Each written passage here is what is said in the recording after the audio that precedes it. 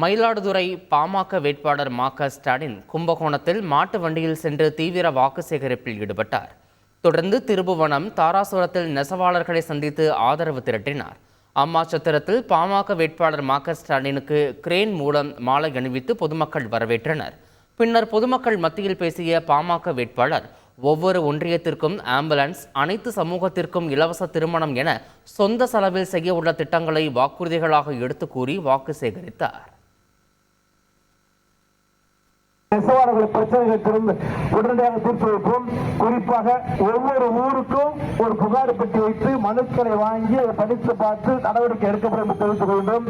அதே போல் ஒவ்வொரு ஒன்றியத்திலும் மக்கள் படுகின்ற அவதிகளை நீக்குகின்ற வகையில் ஒவ்வொரு ஒன்றியத்திலும் இலவச ஆம்புலன்ஸ், அனைத்து பகுதிகளில் இலவசமாக ஆம்புலன்ஸ் வழங்குவோம்.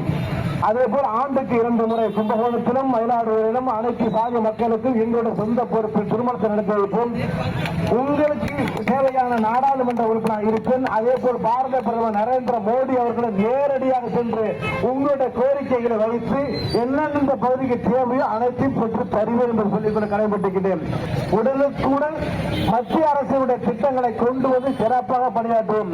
குறிப்பாக கேந்திர வித்தியாலய பள்ளியும் துவங்கும் என்று சொல்லி எனக்கு வாய்ப்பு தாருங்கள். செய்திகளை உடனுக்குடன் தெரிந்து கொள்ள உடனே சப்ஸ்கிரைப் பண்ணுங்க.